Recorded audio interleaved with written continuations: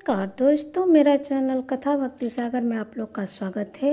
आज हम बैजनाथेश्वर ज्योतिर्लिंग के प्रगट की कथा सुनेंगे।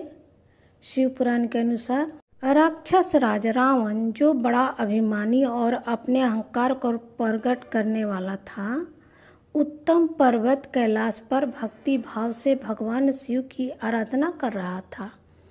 कुछ काल तक आराधना करने पर जब महादेव जी प्रसन्न हुए, तब वह शिव की प्रसन्नता के लिए दूसरा तप करने लगा।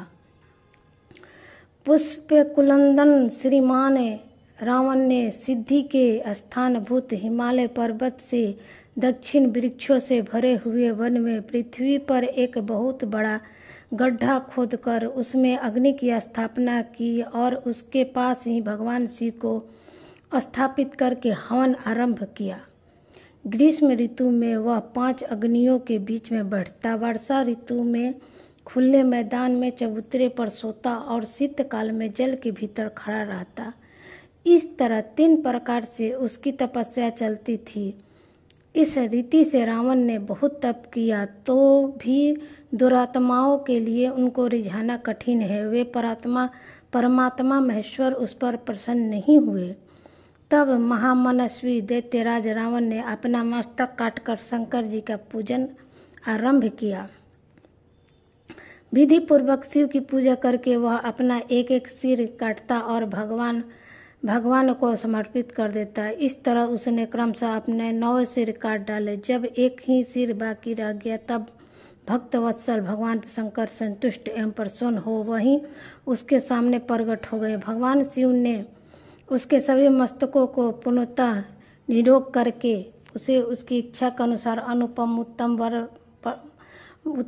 बल प्रदान किया। भगवान शिव का कृपा प्रसाद पाकर राक्षस रावण ने नतमस्तक होकर हाथ जोड़कर उनसे कहा, देवेश्वर प्रसन्न होइए, मैं आपको लंका में ले चलना चाहता हूँ। आप मेरे इस मनोरथ को सफल कीजिए, मैं आपकी शरण में आया हूँ। रावण के ऐसा कहने पर भगवान शंकर बड़े संकट में पड़ गए और अनमने होकर बोले, राक्षस राज, मेरी सारगर्भित बात सुनो। तुम मेरे इस उत्तम लिंग को भक्ति भाव से अपने घर को ले जाओ, परंतु जब तुम इसे कहीं भूमि पर रख दोगे, तब यह वही सुस्थिर हो जाएगा, इसमें संदेह नहीं है। अब तुम्हारी जैसी इच्छा हो वैसा करो। भगवान शंकर के ऐसा कहने पर राक्षस राज रावण बहुत अच्छा कहकर वह शिवलिंग साथ लेकर अपने घर की ओर चल दिया, परंतु मार्ग में भगवान शिव की माया उसे मूर्तोत्सव की इच्छा हुई। अब रावण समर्थशाली होकर भी मूत्र के वेग को रोक न सका। इसी समय वहां आसपास एक ग्वाले को देखकर उसने प्रार्थना पूर्वक उस शिवलिंग को उसके हाथ में थमा दिया, स्वयं मूत्र त्याग के लिए बैठ गया। एक मुहूर्त बीतते बीतते वह ग्वाला उस शिवलिंग के भार से अत्यंत पीड़ित हो व्याकुल हो गया। तब उसने उसे पृथ्वी पर रख दिया। फिर तो वह हिरण्यमय शिवलिंग वहीं स्थिर हो गया। वह दर्शन करने मात्र से संपूर्ण अभिष्टों को देने वाला और पाप राशि को हर लेने वाला है।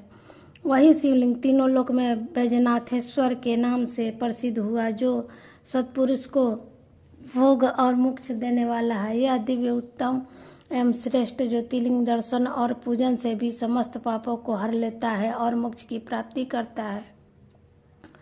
वह शिवलिंग जब संपूर्ण लोकों के हित के लिए वही स्थिर हो गया, तब रावण भगवान शिव के परम उत्तम वर पाकर अपने घर को चला गया।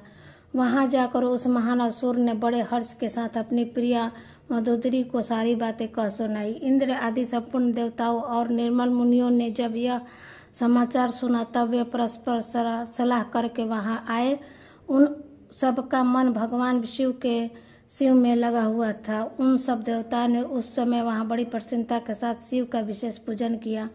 वहां भगवान शिव का प्रत्यक्ष दर्शन करके देवताओं ने उस शिवलिंग की विधिवत स्थापना की और उसका बैजनाथ नाम रखकर उसकी वंदना और स्तुति करके वे स्वर्गलोक को चले गए।